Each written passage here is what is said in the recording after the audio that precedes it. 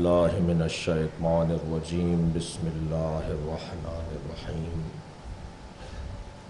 الحمد لله الذي لا يبلغ مدحته القائلون ولا يحصي نعماءه العادون ولا يعدي حقه المجتهدون، الذي ليس لصفته حد محدود ولا نعت موجود ولا وقت معدود ولا أجل ممدود، فترى الخلائق بقدرته ونشر الرياح برحمته.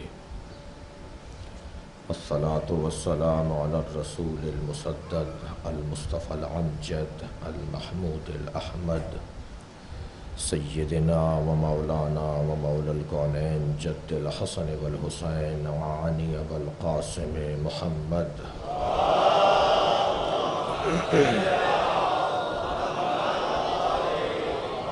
وآله الطيبين الطاهرين المعصومين الذين قال الله إنما يريد الله ليذهب عنكم الرجس أهل البيت ويطهركم تطهيرا.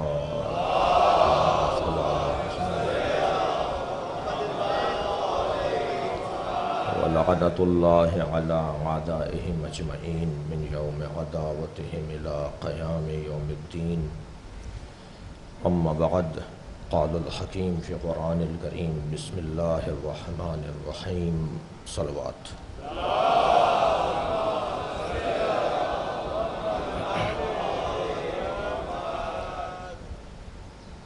پروردگار عالم اپنے کلام وافی ہدایہ میں معنویات اور روحانیات کے خزانے عطا کر رہا ہے۔ اس نے جب جیسی ضرورت رہی ایسا اپنا پیغام نازل کیا۔ جس زمانے میں تورات، زبور اور انجیل بشریت کی ہدایت کے لیے ضروری تھیں، اس زمانے میں ان کتابوں کے ذریعے ذات کبریہ نے انسانیت کی ہدایت کا سامان کیا۔ مگر جب معیار فہم بشر بڑھا اور انسان ترقی کرتا ہوا اس منزل پر پہنچا کہ اب اس کے لیے ایک ایسا کلام نازل کیا جائے جو کلام زمانہ بردار نہ ہو بلکہ قیامت تک آنے والے مسائل کا حل اس میں موجود ہو اور ہر دور میں وہ انسانیت کی ہدایت کے لیے کافی اور وافی رہے۔ مگر جو کلام ہر دور کے لیے کفایت کرتا ہو، حالات کی تبدیلی، مسائل کی پیچیدگی کے باوجود دعویٰ یہ ہو کہ ہر خشک و تر کا ذکر اس میں ہے، اعلان یہ ہو کہ یہ کلام آخری کلام ہے، تو پھر اس کلام کی فہم اور اس کلام کو سمجھنے کے لیے بھی ایسے ہی معیاری معلموں کی ضرورت تھی جو اس قرآن کو سمجھیں اور امت تک منتقل کریں۔ قرآن مجید ایک آفاقی اور ایک دو زمانوں اور دو محل اور مقامات کے لیے نازل کردہ کتاب ہے، جس کا تعلق اس عالم بالا سے بھی ہے اور جس کا تعلق اس عرش کے ساتھ، فرش کے ساتھ، فرش سے بھی ہے۔ لہٰذا ایسی ہستیاں کہ جن کا تعلق وہاں سے بھی گہرا ہو اور یہاں سے بھی گہرا ہو، وہی اسے صحیح طور پر بیان کر سکتی تھیں۔ ہم نے شاید ایک مجلس میں بہت ہی عجلت میں ایک جملہ کہا تھا، اور وہ بہت عامیانہ جملہ ہے، سادہ سا جملہ ہے، بچوں کے لیے بھی وہ بہت مفہوم ہے کہ جب الف سے انار اور بے سے بکری والی کتاب کے لیے معلم کی ضرورت ہو تو کیا قرآن مجید کو سمجھنے کے لیے کسی معلم کی ضرورت نہیں ہے؟ اسی کے ساتھ ہم نے ایک جملہ یہ بھی کہا تھا کہ بعض افراد اپنے قد سے اونچی بات کر رہے ہوتے ہیں، وہ جملہ وہ بات ان کے لیے نہیں ہوتا جو وہ کہہ رہے ہوتے ہیں۔ اپنی زبان اپنے دہن سے بڑی بات کرنا، اپنے حدوں کو توڑنا، یہ اپنے آپ کو نہ پہچاننے کی علامت بھی ہے۔ جب انسان اپنے آپ کو پہچان لیتا ہے تو پھر وہ بہت ساری باتوں سے ہاتھ اٹھا لیتا ہے۔ مثلا یہ کسی طور پہ یہ دعویٰ میرے اور آپ کے لیے مناسب نہیں ہے کہ ہم یہ کہیں کہ ہمیں قرآن کافی ہے، اس لیے کہ یہ دعویٰ اگر کوئی کرے تو وہ محمد مصطفیٰ ہو سکتے ہیں یا علی مرتضیٰ ہو سکتے ہیں۔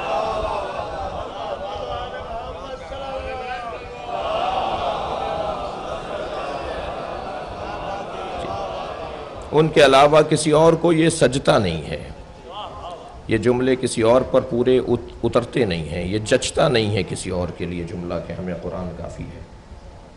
اور پھر جب بات ہوتی ہے کسی چیز کے کافی ہونے کی تو پھر ایک عمدہ سا قانون یہ ہے کہ یہ دیکھا جائے کہ یہاں یہ جملہ کہنے کے لیے موضوع بھی ہے یا نہیں۔ مثلا فرض کیجئے کہ ہم جناب نجم الحسن جعفری صاحب کے ہاں مہمان ہیں، اور جناب نجم الحسن جعفری صاحب نے صبح ناشتے کے وقت ہمیں ایک پیالی چائے کی پلائی، اور دوپہر کے وقت میں پھر کچھ اور پیش کرنا تھا انہیں، لیکن جب دوپہر کا وقت آیا تو انہوں نے ہمیں دوبارہ ایک چائے کی پیالی پیش کی، تو ہم نے کہا کہ بس وہ جو پی تھی وہ کافی ہے۔ دن آگے بڑھا تو ہمیں ضرورت پیش آئی کسی اور پانی کی، کسی کھانے کی، تو ہم نے انہیں یاد کیا کہ آپ ہمیں فلاں چیز پیش کیجئے، لائیے، تو انہوں نے فرمایا کہ آپ نے ہی تو کہا تھا کہ کافی ہے۔ بستر کی ضرورت پڑی تو پھر جعفری صاحب سے ہم نے، بڑے ہیں میرے، مجھے اس مثال پہ معاف کریں گے، پھر ہم نے جب ان سے مطالبہ کیا تو انہوں نے کہا کہ آپ ہی نے تو کہا تھا کہ کافی ہے۔ اگر ہم نے کسی ایک شے کے لیے کہہ دیا کہ یہ کافی ہے تو دوسری جنس اس جملے پر پورا نہیں اترے گی، اس کے بارے میں تو ہم نے نہیں کہا تھا کہ کافی ہے۔ عزیزان گرامی، اگر کہا جائے کہ قرآن کافی ہے تو اس کا مطلب یہ ہے کہ تورات کی ضرورت نہیں ہے، انجیل کی ذرورت نہیں ہے، زبور کی ضرورت نہیں ہے۔ اس کا یہ مطلب کہاں سے نکال لیا کہ اہل بیت کی ضرورت نہیں ہے؟ صلوات ہدیہ کریں ذرا محمد و آل محمد۔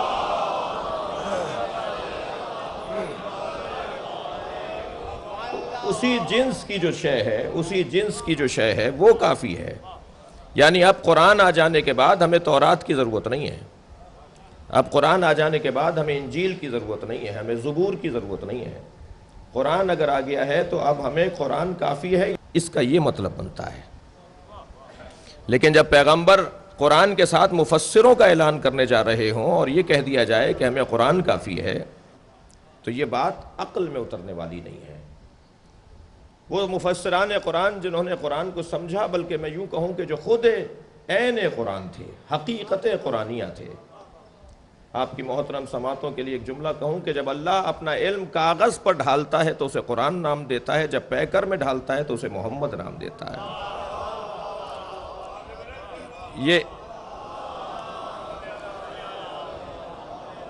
یہ در حقیقت علم الہی کا ایک جلوہ ہے، سرکار دو جہاں کی ذات، اور پھر ائمہ عصمت و طہارت جو جانشینان پیغمبر ہیں، جو کلنا محمد کے قاعدے کے مطابق فہم قرآن کے حوالے سے وہی مزاج اور وہی مقام رکھتے ہیں، ان کا وجود بھی ہر زمانے میں قرآن کے ساتھ ضروری ہے تاکہ وہ سمجھا بھی سکیں اور قرآن کی حفاظت بھی کر سکیں۔ عزیزان گرامی، یہ سورہ جس کی خدمت میں ہم ہیں کچھ دن سے ارادتاً، اور کہ ہم کسی طرح سورہ مبارکہ الحمد پہ غور کریں، اس کی آج پہلی آیت میں نے مکرراً تلاوت کی ہے۔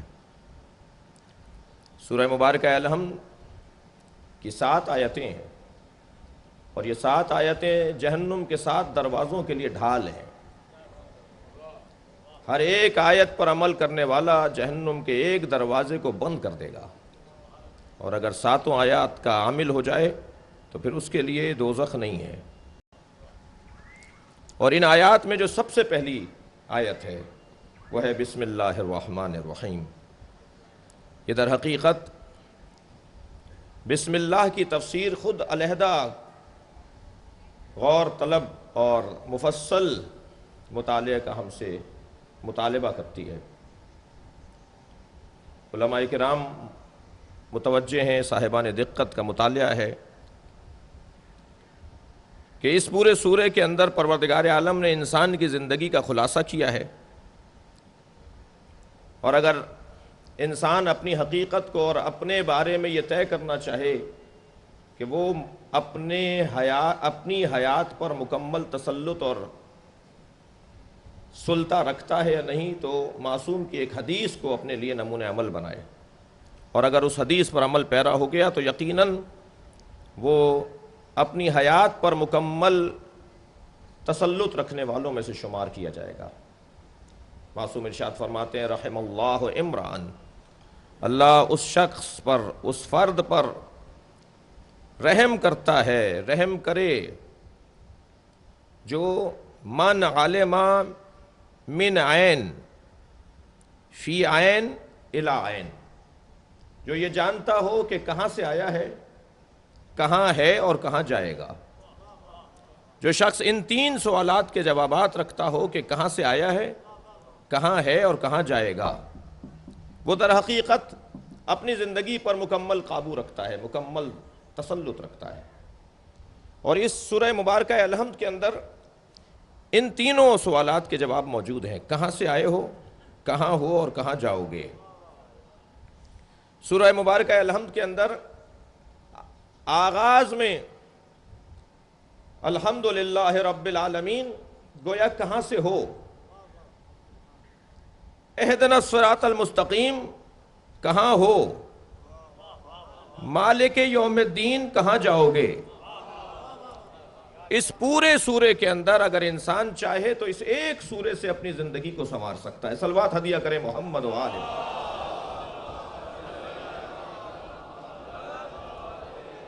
سورہ مبارکہ الحمد کے بارے میں نبی مکرم کی بڑی حسین فرمائشات ہیں، نبی مکرم کے بڑے حسین فقرات اور جملات اور احادیث ہیں۔ فرماتے ہیں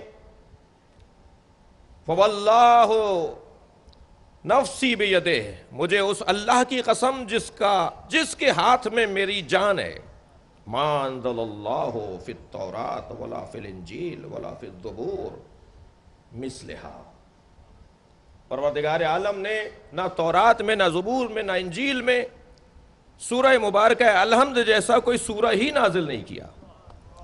اور پھر آگے ارشاد فرماتے ہیں کہ اللہ نے میری امت کو سب سے بڑا ہدیہ اگر کوئی دیا ہے تو سورہ الحمد دیا ہے۔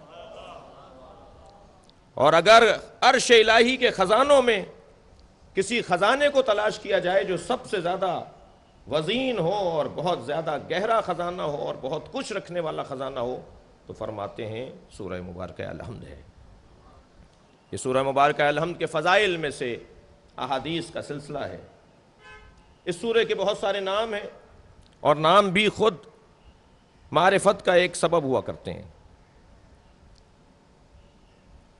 اس سورے کو اساس القرآن بھی کہا جاتا ہے۔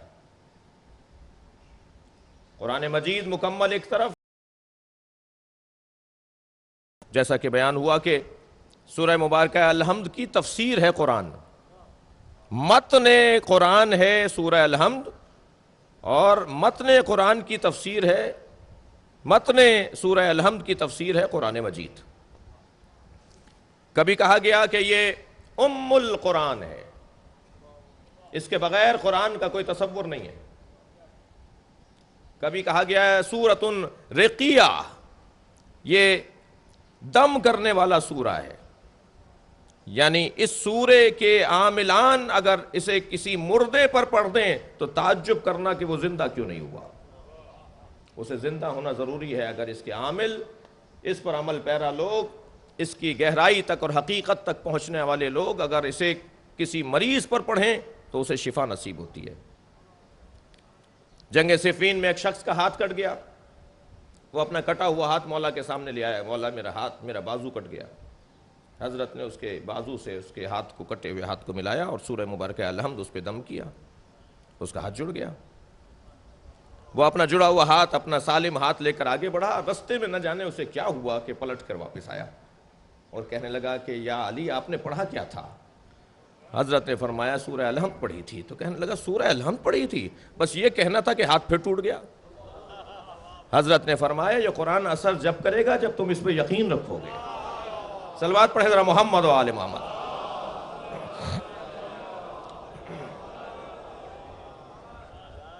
عزیزان گرامی، اس سورہ مبارکہ الحمد اور اس سورہ مبارکہ الحمد سے پہلے اس کے آغاز میں جو بسم اللہ کی آیت ہے، اس آیت میں کتنا دم اور کتنی طاقت ہے، اہل دقت نے لکھا ہے اور اہل عرفان نے اس پر عمل کر کے دکھایا ہے۔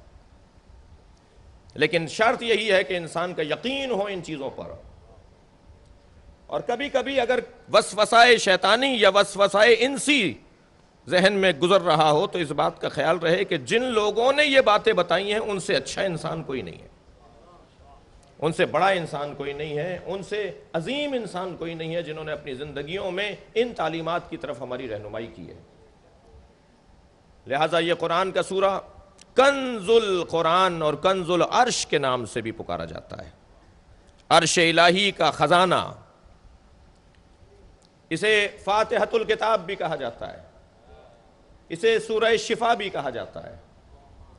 اس سورہ کے بہت سے نام ہیں اور ان تمام ناموں میں اس سورہ کی عظمت پوشیدہ ہے۔ مگر عزیزو آج شروع کریں، بات کو آگے بڑھائیں، اور وہ یہ کہ یہ خود بسم اللہ الرحمن الرحیم اس آیہ کریمہ کی تفسیر کیا ہے، تاکہ آگے کی بات اور روشن ہوتی چلی جائے۔ با یہاں پر اسم کے ساتھ لگا ہوا ایک حرف ہے، بے کے ساتھ آغاز کلام ہو رہا ہے۔ معمولاً ہم حروف تہجی میں الف کو پہلے لکھتے ہیں، مگر اللہ کا کلام عجیب ہے کہ اس کے آغاز میں بے سے کلام شروع ہو رہا ہے، اور بے بھی بغیر نقطے کے متصور نہیں ہے، بے بغیر نقطے کے متصور نہیں ہے۔ کیا عظیم اس میں حکمت اور اس میں اسرار ہیں کہ آغاز کلام الہی بے سے ہو رہا ہے، اور وہ ایک نقطہ پہلے ڈلے گا تب جا کر بات آگے بڑھے گی، اور شاید تمام علوم کا خلاصہ نقطہ ہوتا ہے اور تمام نقطوں کی تفصیل کلام بنتا ہے۔ یعنی یہی نقطے اگر چار ایک کے اوپر ڈالتے چلے جائیں، ایک کے اوپر ایک ڈالتے چلے جائیں تو یہی الف بنتا ہے۔ اسی کو اگر افقی اعتبار سے لکھ کر اس کے نیچے کو نقطہ ڈال دیں تو بے بن جاتا ہے، اسے افقی لکھ کر اس کے اوپر دو نقطے ڈال دیں تو تے بن جاتا ہے، اسے افقی لکھ کر اس میں تین نقطے ڈال دیں، معلوم یہ ہوا کہ ہر جگہ نقطے کی ضرورت ہے۔ کوئی جگہ ایسی نہیں ہے جہاں نقطے کے بغیر کوئی بات آگے بڑھ سکے۔ نقطہ ہے جو آغاز میں بھی ہے، نقطہ ہے جو انجام میں بھی ہے۔ اب وہ جملہ امام علی نقی کا سنیے، کنتم خیر امت، آپ خیر ہیں، ان ذکر الخیر کنتم اولہ وآخرہ وکلہ، اے اہل بیت آپ ہی خیر ہیں، جب ذکر خیر ہوگا تو پہلے آپ کی بات ہوگی، آخر میں بھی آپ ہی کی بات ہوگی۔ وہ جو آغاز کلام کے اندر بے سے بات کو شروع کیا جا رہا ہے، یہ بے کون سی بے ہے؟ میں اسی مجلس میں شاید بات ہماری آ جائے کہ سب سے زیادہ مسلمانوں میں اہل بیت سے دشمنی کرنے والوں نے بسم اللہ سے دشمنی کی ہے۔ تاریخ اسلام میں اہل بیت سے بغض رکھنے والوں نے سب سے زیادہ بسم اللہ سے دشمنی کی ہے، یعنی اس حد تک بسم اللہ سے دشمنی کی ہے کہ اسے پڑھنا چھوڑ دیا کہ کہیں علی کے فضائل عام نہ ہو جائے۔ صلوات پڑھیں محمد و آل محمد۔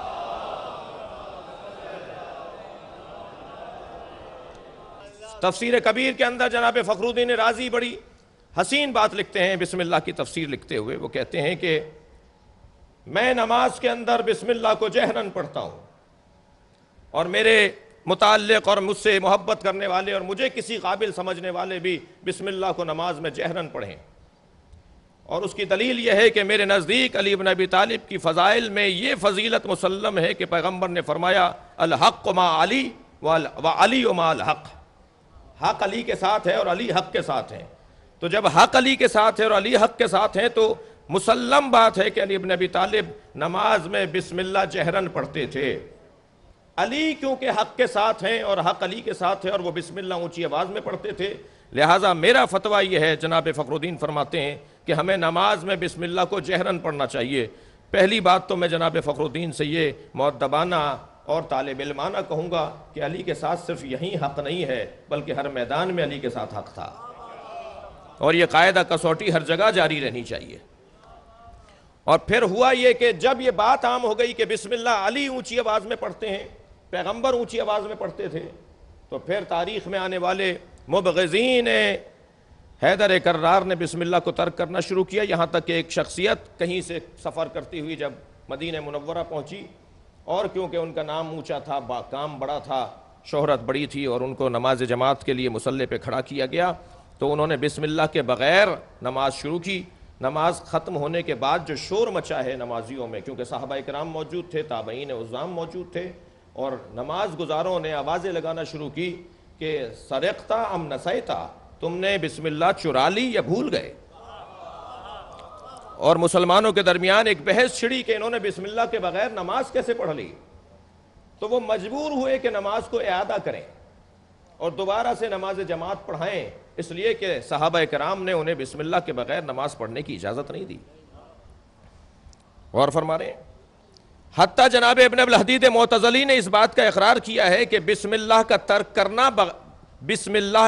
کرنا علی کی وجہ سے تھا، کہ اگر بسم اللہ کو ترک کر دیا جائے تو گویا علی بن ابی طالب کے فضائل کا جو ایک باب ہے وہ بند ہو جائے گا۔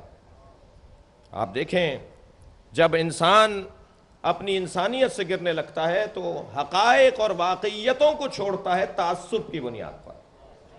یہ اتنا خطرناک مرض ہے جسے تعصب کہا جاتا ہے۔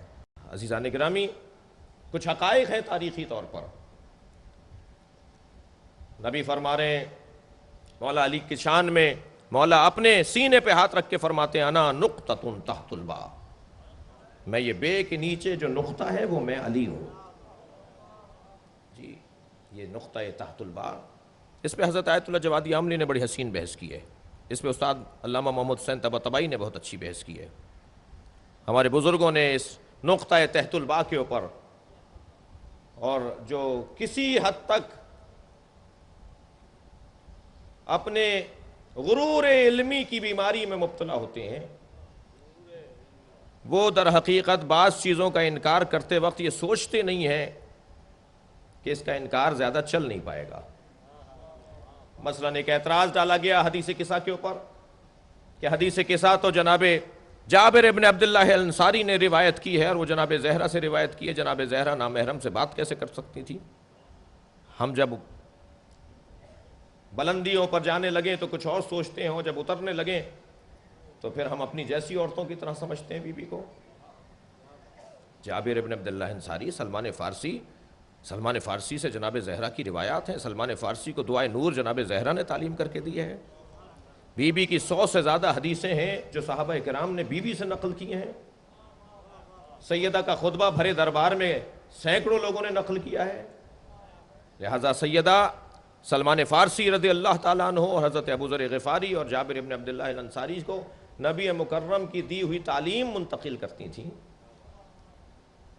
اور یہ کوئی بات نہیں ہوئی کہ ایک نامحرم کیسے بات کرے گا۔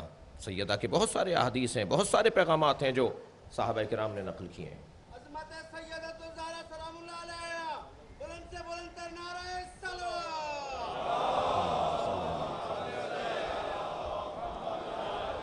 اسی طرح عزیزان گرامی یہ حدیث، اس کے اوپر ایک شبہ ڈالا گیا کہ اس وقت میں نقطے ہی نہیں لگتے تھے۔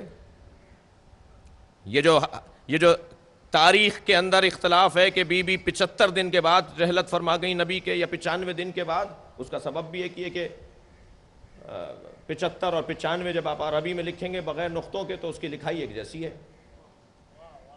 اکثر جو تاریخوں کے اندر کہیں اختلاف آتا ہے وہ نقطہ نہ ڈلنے کی وجہ سے، تو اس زمانے میں نقطے ڈلتے نہیں تھے مگر نقطے تو تھے۔ کہا جاتا تھا بے کے نیچے ایک نقطہ، بے کے اوپر 2 نقطے، بے کے اوپر 3 نقطے، یہ نقطوں کا ذکر کیا جاتا تھا، نقطے ڈالے نہیں جاتے تھے۔ نقطہ ڈالنا بھی علی نے ہی شروع کروایا ہے۔ اعراب بھی میرے مولا کائنات نے آغاز کروایا. ابو الاسود دوئلی سے فرمایا کہ یہ غلط پڑھ رہے ہیں، قرآن مجید کا اعراب غلط دیا جا رہا ہے، میں تمہیں تعلیم دیتا ہوں، تم قرآن پہ اعراب ڈالتے چلے جاؤ.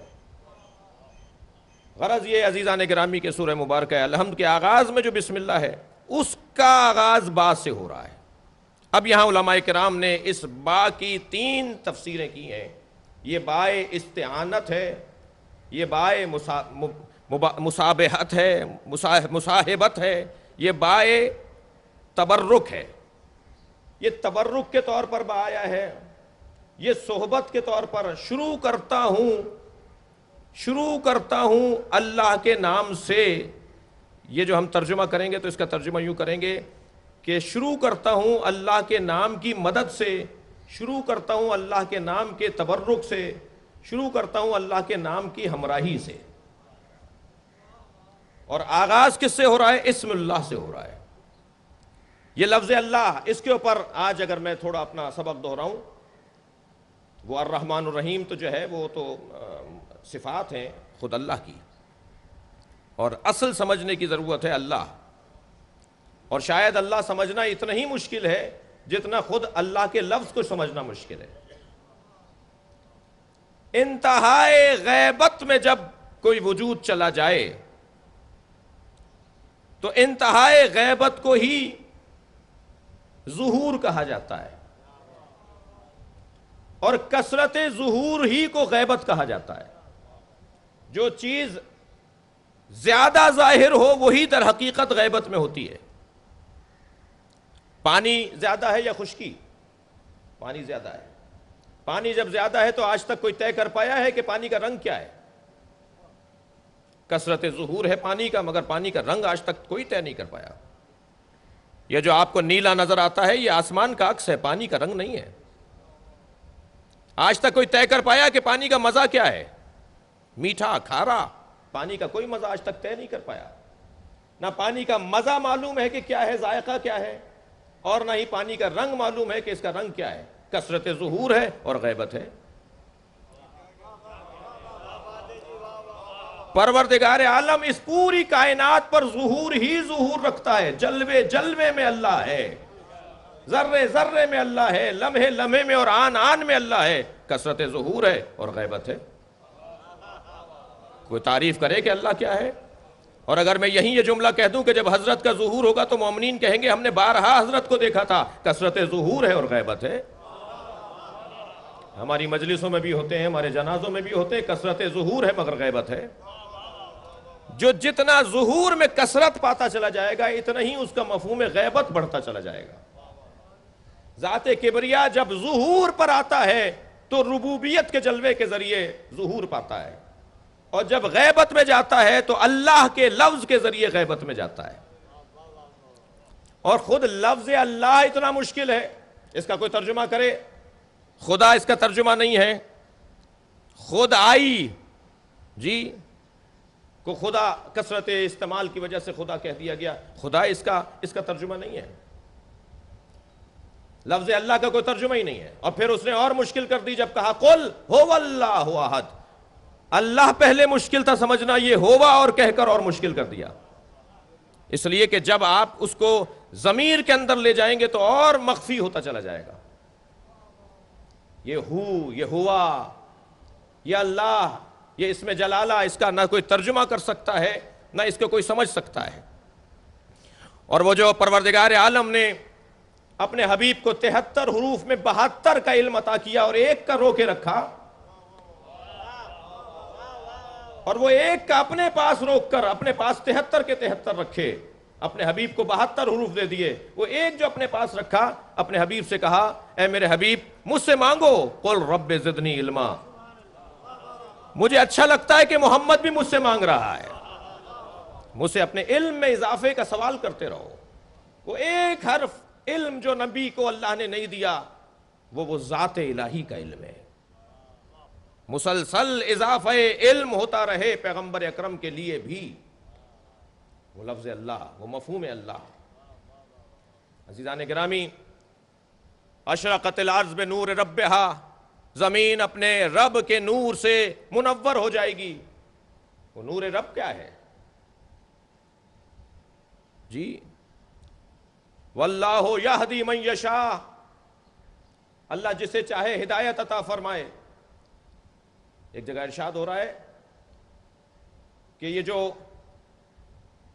نور رب سے زمین منور ہوگی، یہ ہمیں سمجھانے کے لیے اور ہمیں قریب کرنے کے لیے اللہ کی معرفت اور اللہ سمجھنے کے لیے ہمیں قریب کرنے کے لیے پروردگار عالم نے یہ جملے قرآن مجید کے اندر اتارے ہیں۔ معصوم فرماتے ہیں کہ جب زمین اپنے رب کے نور سے منور ہوگی تو وہ وہی دن ہوگا جب ہمارا قائم ظہور کرے گا۔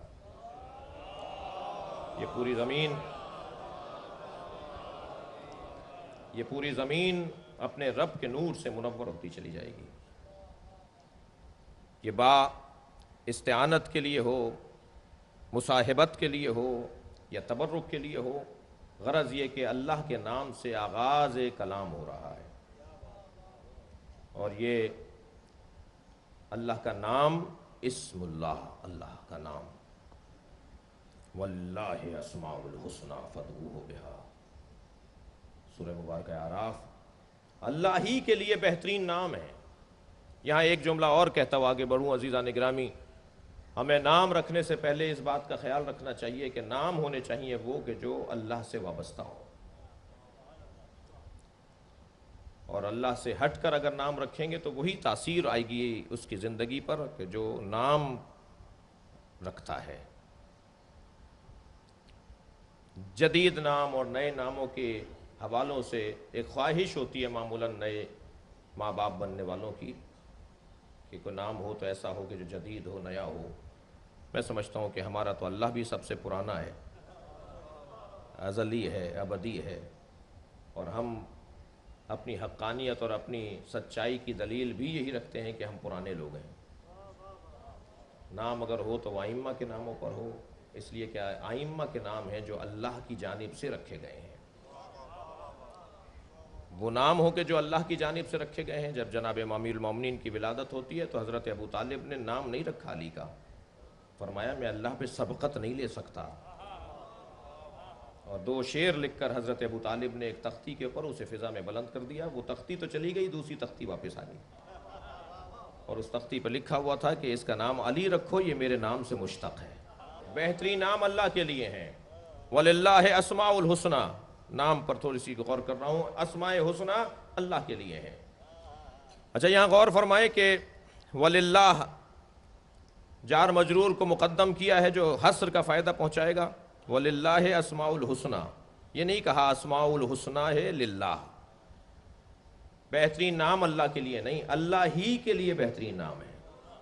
لہٰذا اگر بہترین نام کی تلاش کرنی ہے تو وہ نام جو اللہ سے جڑے ہوئے نام ہیں، ان ناموں کو اپنی زندگیوں میں جگہ دینا پڑے گی۔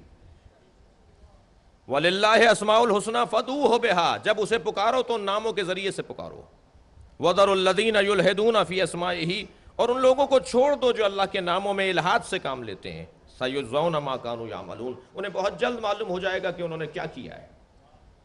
یعنی اللہ کے ناموں میں الحاد سے کام لینے والے افراد، شاید اس پر اگر غور کیا جائے تو اللہ کے ناموں میں تو کوئی الحاد سے کام نہیں لیتا، کوئی رحمان کے مخالف نہیں ہے، کوئی رحیم کے مخالف نہیں ہے، کوئی ستار کے مخالف نہیں ہے، کوئی غفار کا مخالف نہیں ہے۔ یہ جو اللہ کہہ رہا ہے جو میرے ناموں میں الحاد سے کام لیتے ہیں، میرے ناموں کا انکار کرتے ہیں، انہیں ان کے حال پر چھوڑ دو، انہیں بہت جلد معلوم ہو جائے گا کہ انہوں نے کتنا بڑا اپنا نقصان کیا ہے۔ اللہ اکبر۔ یہاں جناب زہرا اپنے جانب اشارہ کر کے فرماتی ہیں انا کلمۃ الحسنی فی الآیہ، اس آیہ کریمہ میں جو لفظ حسنہ ہے میں فاطمہ زہرا ہوں۔ اور فرمائیں، جب میرے مولا علی سے اس کی تفسیر پوچھی گئی تو حضرت نے فرمایا نحن اسماء الحسنی، ہم ہی اہل بیت اللہ کے بہترین نام ہیں۔ التی امر اللہ ان یدعى بها، ہم ہی وہ اہل بیت ہیں، ہم ہی وہ اللہ کے نام ہیں جن کے بارے میں اللہ نے حکم دیا ہے کہ ہمارے ذریعے سے اللہ کو پکارو۔ اللہ کے بہترین نام حقیقت اسماء حسنہ اہل بیت کا وجود ہے۔ اور آپ اس میں بھی دیکھیے کہ یہاں اسماء الحسنہ صفت اور موصوف ہے، اور صفت و موصوف کے اندر چند چیزوں کی مطابقت ضروری ہے۔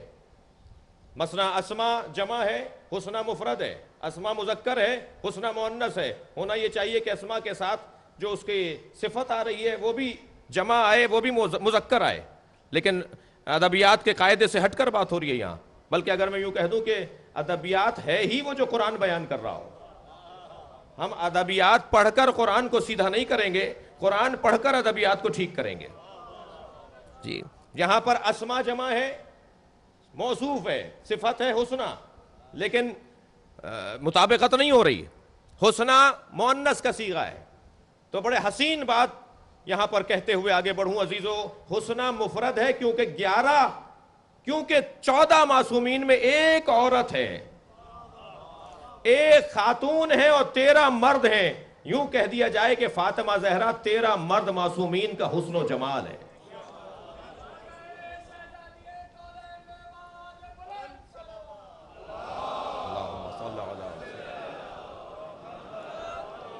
فرماتے ہیں اگر کبھی اللہ کو پکارنا ہو تو ہمارے ذریعے سے اللہ کو پکارو۔ انتم باب اللہ بکم ینزل الغیث، آپ ہی اللہ کا دروازہ ہے، عزائمہ وآیاتہ فیکم، آپ کے پاس ہی اللہ کے عزائم ہیں، آپ کے پاس ہی اللہ کے ارادے ہیں، آپ کے پاس ہی اللہ کی آیات ہیں۔ خلق اللہ، اللہ کی مخلوق ہی آپ کے دروازے پر آتی ہے، وہیں سے اللہ کی جانب سے عطا کردہ چیزیں انہیں نصیب ہوتی ہیں۔ یہ لفظ اللہ، اس میں جلالہ، یہ در حقیقت تمام اسماء الہیہ کا مستجمع ہے۔ تمام تر کمالات الہیہ ایک جگہ پر اگر دیکھیں تو اسے لفظ اللہ کہا جاتا ہے۔ مسلمان بھی اگر کلمہ پڑھے گا تو وہ لا الہ الا الرحمن کہنے سے اس کا اسلام قابل قبول نہیں ہوگا، اسے لا الہ الا اللہ کہنا پڑے گا۔ وہ کوئی اور صفت لفظ اللہ کی جگہ پر نہیں آ سکتی، کوئی اور اللہ کا نام لفظ اللہ کی جگہ نہیں آ سکتا۔ اسلام قبول کرنے اور اسلام کے اثبات کے لیے بھی لفظ اللہ کے ساتھ جڑنا مسلمانوں کی علامت ہے، نشانی ہے۔ اور یہ بسم اللہ الرحمن الرحیم در حقیقت ایک علامت ہے، ایک نشانی ہے۔ جب آپ کوئی چیز خریدنے جاتے ہیں تو آپ مستند کارخانے کی مہر کو تلاش کر رہے ہوتے ہیں، اور جب تک آپ اس چیز کو دیکھ نہ لیں کہ یہ اسی جگہ کی بنی ہوئی ہے کہ جہاں جو چیز ہمیں مطلوب ہے، اس وقت تک آپ اسے خریدتے نہیں ہیں۔ مسلمان بھی اگر ثابت کرنا چاہے کہ وہ واقعی مسلمان ہے تو اسے اپنے ہر کام سے پہلے ایک مہر لگانی ہوگی اپنے کام پر، وہ مہر ہے بسم اللہ الرحمن الرحیم کی مہر۔ لہذا معصوم ارشاد فرماتے ہیں کہ ہر وہ کام جو بغیر بسم اللہ کے شروع ہو وہ ابتر رہے گا۔ کسی نے پوچھا مولا سے کیوں ہم ہر کام سے پہلے بسم اللہ پڑھیں؟ حضرت نے فرمایا تمہارے بسم اللہ پڑھنے سے تمہارے کام کی ضمانت فراہم ہوگی، اور جب تم بسم اللہ پڑھو گے تو تم خود اپنے آپ سے یہ پوچھو گے کہ یہ کام ایسا ہے کہ جس کے ساتھ بسم اللہ پڑھی جائے۔ جب یہ اس قابل ہی نہیں ہے کام کہ اس کے ساتھ بسم اللہ پڑھی جائے تو بسم اللہ کو ترک نہ کرو، کام کو ترک کر دو۔ صلوات ہدیہ کریں گے ذرا محمد و آل محمد۔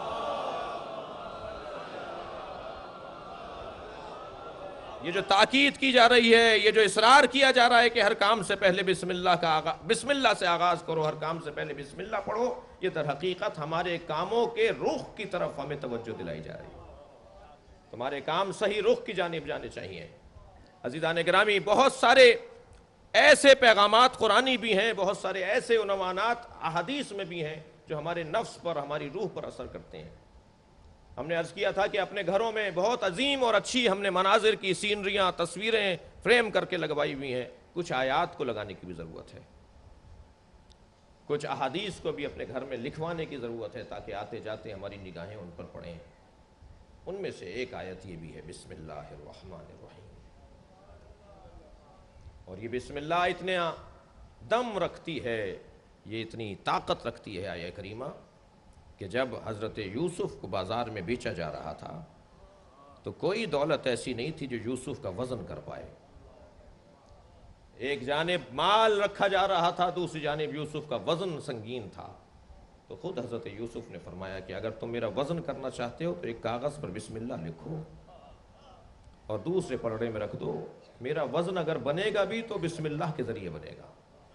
اور جب بسم اللہ رکھی گئی تو یوسف کا وزن ہلکا پڑ گیا اور بسم اللہ کا وزن سنگین ہو گیا۔ یہ جو معنویات اور روحانیات کے عنوان میں بات آئے گی تو بسم اللہ کی سنگینی کتنی ہے اس کا اندازہ لگایا جائے صاحبان عرفان کی زبان سے۔ عرفاء کرام، ایک شخص نے سید علی قاضی طباطبائی کی شاگردی اختیار کی، عارف ہیں، بہت بزرگ عالم ہیں، مگر شاگردی اختیار کرنے والے کی مشکل یہ تھی کہ وہ دریا کے اس پار سے آتا تھا، جسے آنے میں تاخیر ہوتی تھی۔ کشتی میں بیٹھیں گے، جب کشتی پور ہو جائے گی، جب ہمیں اس جانب پہنچایا جائے گا۔ اور ضروری نہیں ہے کہ ہمیشہ مسافر اتنے مل جائیں کہ ہم بر وقت اپنے درس میں پہنچ جائیں۔ اپنے استاد سے شکایت کی، اچھا یہ جو استاد ہیں، میں نے عرض کیا یہ استاد وہ استاد نہیں ہیں جو منطق پڑھاتے ہیں، فلسفہ پڑھاتے ہیں، علم ریاضی پڑھاتے ہیں، کیمسٹری فزکس پڑھاتے ہیں، یہ وہ استاد نہیں ہیں۔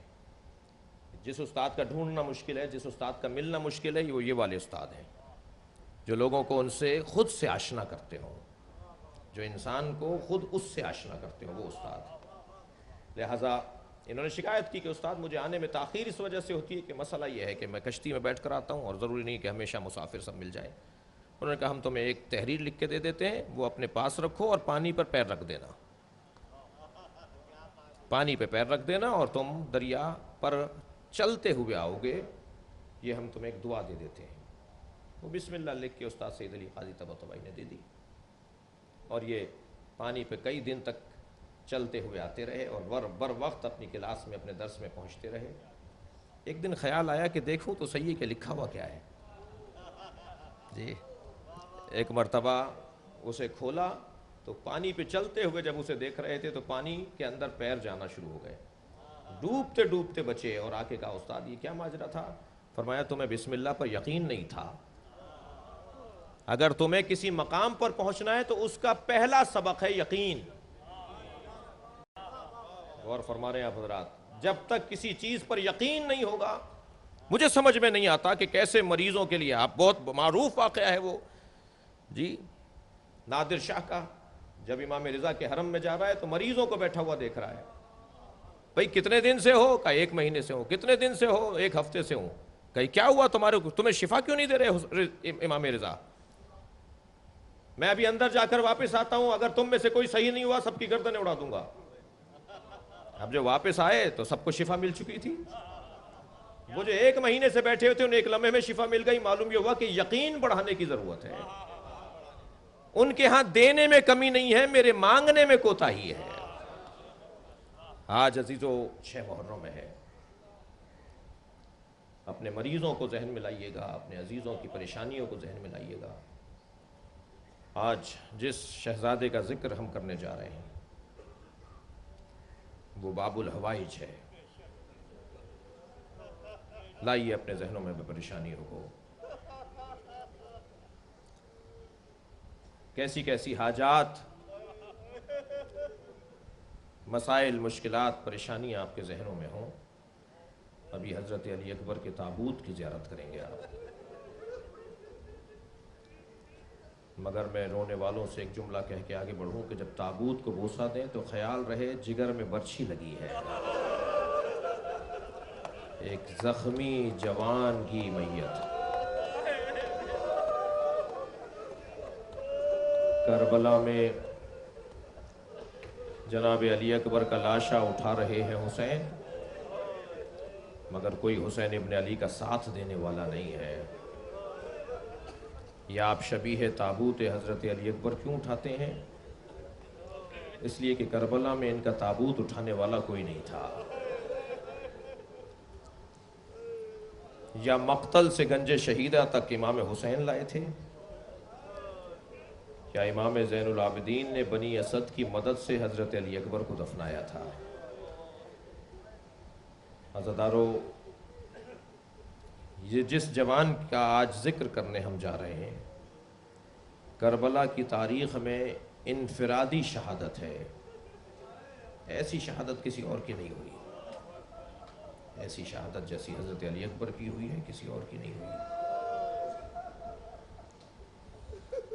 میں نے ایک جملہ کہا کہ آپ ابھی حضرت علی اکبر کے تابوت کی زیارت کریں گے، حضرت امام زین العابدین نے حضرت علی اکبر کو دفنایا بابا کی پائتی، ایک بڑی قبر کھودی جس میں شہدائے کربلا کو دفن کر دیا، جس کا نام گنج شہیدہ رکھ دیا۔ نہر کے کنارے گئے، چچا کا لاشا چٹائی میں اٹھا کے قبر کے حوالے کیا۔ بڑا سخت بیان ہے، حضرت عباس کا لاشا جگہ جگہ سے ڈھلک جاتا تھا، اس لیے کہ جب امام حسین اپنے بھائی کا لاشا چھوڑ کر آئے تھے نا، تو ظالموں نے اتنی تلواریں برسائیں کہ جوڑ جوڑ علیحدہ ہو گئے تھے۔ اجرکم اللہ۔ اور پھر آئے ہیں، امام حسین کی قبر تیار کی اور پائیں حضرت علی اکبر کی قبر تیار کی، اور حضرت علی اکبر کو بابا کے ساتھ لٹا کر ایک جملہ کہا، بھیا تمہیں بابا کا جوار مبارک ہو۔ اجرکم اللہ۔ خدا کسی غم میں نہ بلائے، سوائے غم اہل بیت میں ہمیں رونے اور رلانے والوں میں قرار دے۔ اور میں کوفے کے بازار میں ماں بہنوں کے ساتھ ہوں جن کے سروں پہ چادریں نہیں ہیں۔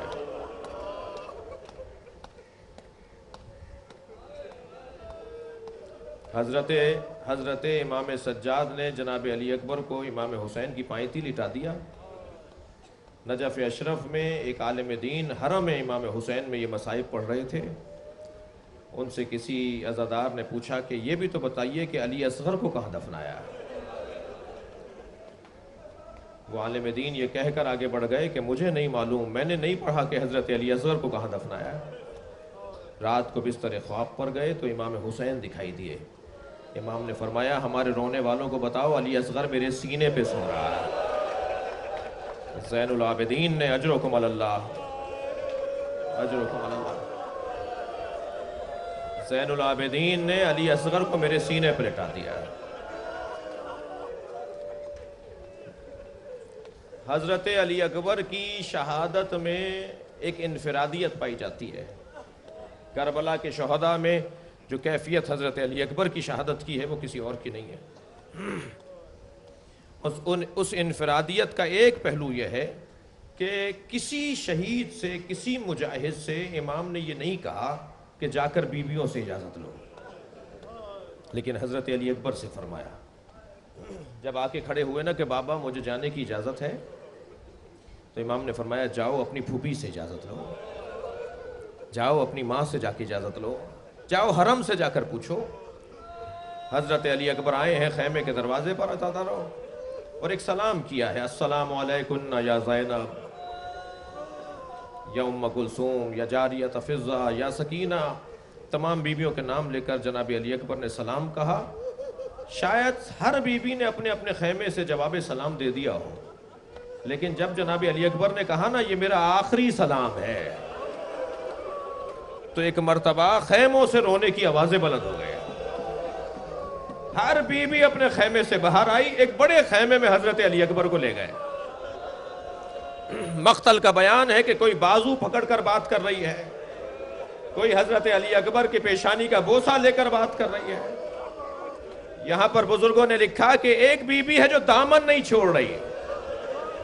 آپ رو رہے ہیں، مجھے جملہ کہنے دیجئے، یقیناً وہ کوئی چھوٹی بیوی ہوگی جو بھائی کا دامن نہیں چھوڑ رہی ہے۔ ارحم غربتنا، اے بھیا علی اکبر ہماری غربت پہ رحم کرو۔ اجرکم اللہ، اجرکم اللہ۔ آپ کی آوازیں بلند ہیں، مجلس بہت بابرکت ہے، یہ وقت ہے اپنی گناہوں کی بخشش کا بھی، یہ وقت ہے اپنے لیے دعاؤں کا بھی۔ اے بھائی علی اکبر بابا کی غربت پہ رحم کرو۔ ہمیں کس کے سہارے کیے جا رہے ہو؟ بابا کو تنہا کیوں کر رہے ہو؟ کیسے نکلے ہیں حضرت علی اکبر خیمے سے، اس کا بیان بڑا مشکل ہے، بس مختصر یہ ہے کہ جیسے جوان کی میت اٹھ رہی ہو، ایسے علی اکبر خیمے سے باہر آئے اور آ کر کھڑے ہو گئے اپنے بابا کے سامنے۔ یہ پہلی انفرادیت ہے جو حضرت علی اکبر کی شہادت میں ہے کہ جا کر بہنوں سے اجازت لو، جا کے پھوپھیوں سے اجازت لو۔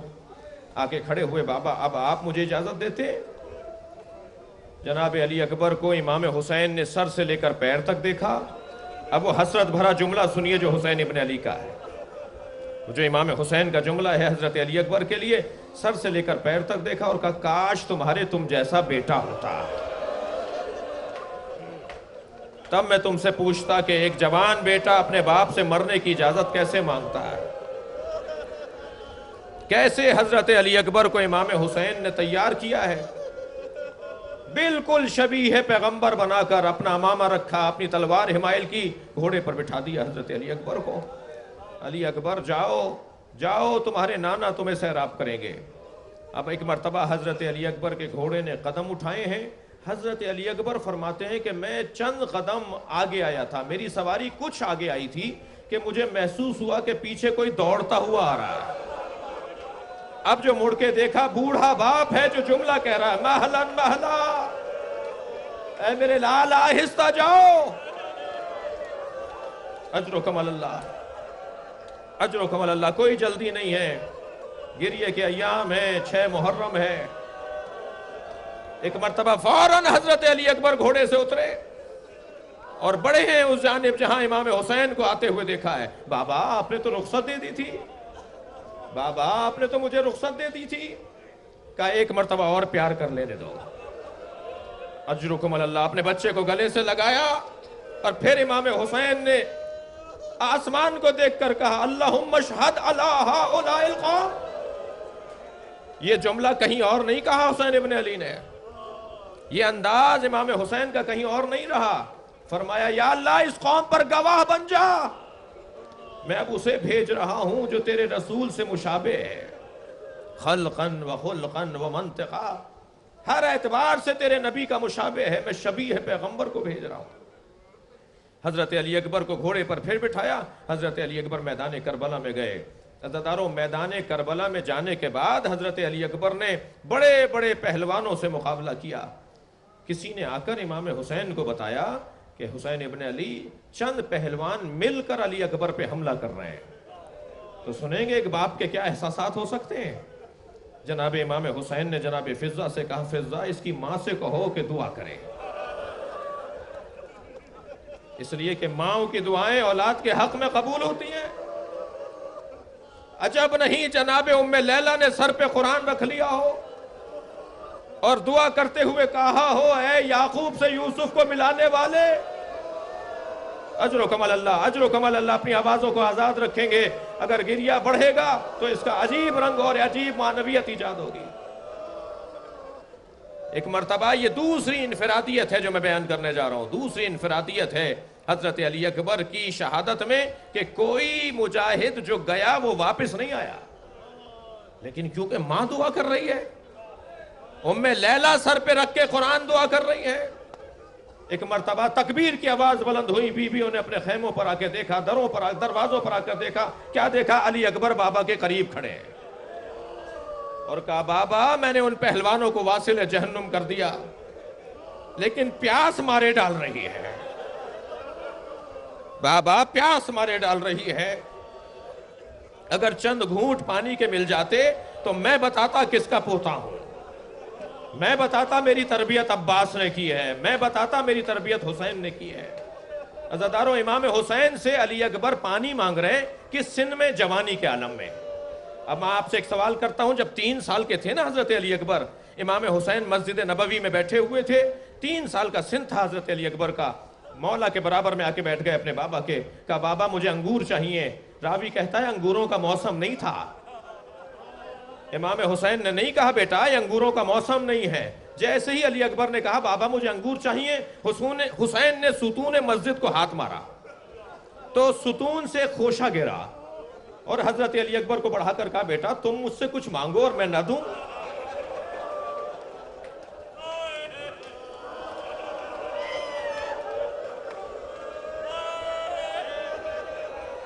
جس علی اکبر کو کم سنی میں حسین نے بے موسم میوہ دیا، وہ علی اکبر جوانی میں بابا سے پانی مانگ رہا ہے۔ اجرکم اللہ۔ میرے مولا نے کہا علی اکبر اپنی زبان میرے دہن میں دے دو، شاید تمہیں تسکین ہو جائے۔ یہاں شاعر کہتا ہے کہ اس منظر کو در خیمہ سے ماں دیکھ رہی تھی۔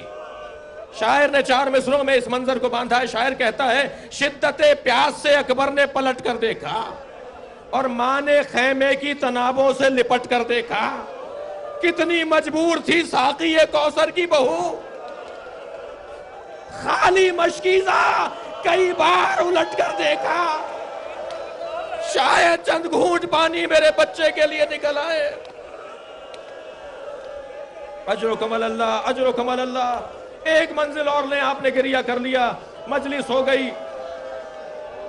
فرمایا علی اکبر جاؤ، تمہارے نانا رسول تمہیں سیراب کریں گے، جاؤ تمہارے دادا علی تمہارے لیے حوض کوثر کا جام لیے کھڑے ہیں۔ اب علی اکبر دوبارہ گئے ہیں، یہ ایک اور انفرادیت ہے حضرت علی اکبر کے شہادت میں اور قربانی میں۔ حضرت علی اکبر پلٹ کر میدان کربلا پہنچے ہیں۔ جب حضرت علی اکبر نے دوبارہ حملہ کیا ہے، 80 سپاہیوں کو حضرت علی اکبر نے فرنار کیا ہے، لیکن عزادارو جب یہ حسین کا شہزادہ ظالموں پر لاشوں پر لاشیں گرا رہا تھا تو ایک ظالم نے ایک ہی آواز لگائی کہ اگر اسے گرانا چاہتے ہو تو اسے گرز مارو، یہ تلواروں سے اور تیروں سے گرنے والا نہیں ہے۔ ایک عزادارو گرز آ کر لگا جناب علی اکبر کے، پوچھوں میں آپ سے کہاں آ کے لگا؟ حضرت علی اکبر کے سینے پر آ کر ایک گرز لگا۔ بس جیسے ہی گرز کا لگنا تھا، اب یہ تیسری انفرادیت ہے حضرت علی اکبر کی، اور وہ انفرادیت یہ ہے کہ حضرت علی اکبر نے مدد کے لیے نہیں پکارا، ورنہ ہر ایک پکارتا تھا کہ میری مدد کیجئے گا۔ اب حضرت علی اکبر نے ایک جملہ یہ کہا، بابا میرا سلام آخر۔ حسین سمجھ گئے میرا بچہ گھوڑے سے گر گیا ہے، میرے مولا گھوڑے پر بیٹھے ہیں، پہنچے ہیں اس جگہ جہاں علی اکبر کی آواز آئی ہے، گھوڑے سے اتر گئے ہیں، امام کی آنکھوں میں نور نہیں رہا۔ ایک مرتبہ لاشوں کے درمیان کھڑے ہو کر کہنے لگے، علی تم کہاں ہو؟ علی تم کہاں ہو؟ تو قریب سے ہی آواز آئی، بابا میں آپ کے پیروں کے قریب ہوں۔ میرے مولا زمین پر بیٹھ گئے، علی اکبر کا سر اپنے زانوں پر لے لیا، کچھ دیر گفتگو کی۔ عزادارو سنیں گے، اب جو سینے میں جو برچھی کا پھل لگا ہوا ہے وہ امام حسین نکالنا چاہتے ہیں۔ جیسے ہی برچھی کے پھل کو ہلایا، علی اکبر نے ایڑیاں رگڑی ہیں۔ یہ ایڑیاں رگڑ رہے ہیں علی اکبر، یا زمین کربلا کو زلزلہ آ رہا ہے؟ میرے مولا نے سینے سے پھل نکالا ہے، خون کا فوارہ جاری ہوا۔ حسین نے سینے پہ سینہ رکھ دیا، لبوں پر لب رکھ دیے، پیشانی پر پیشانی رکھ دی، اپنے بچے کے رخساروں کے بوسے لیتے رہے۔ اب حسین لاشا اٹھانا چاہتے ہیں۔ بس میں آخری جملے کہہ رہا ہوں، ابھی آپ تابوت کی زیارت کریں گے۔ حسین لاشا اٹھانا چاہتے ہیں، مگر جس کی کمر ٹوٹ گئی ہو وہ لاشا کیسے اٹھائے؟ جس کے آنکھوں کا نور چلا گیا ہو وہ لاشا کیسے اٹھائے؟ ایک ٹیلے پر کھڑے ہو گئے، بنی ہاشم کے بچوں آؤ، بوڑھے باپ سے جوان کی میت نہیں اٹھتی، آؤ علی اکبر کا لاشا گنج شہیدہ پہنچا دیں۔ ماتم حسین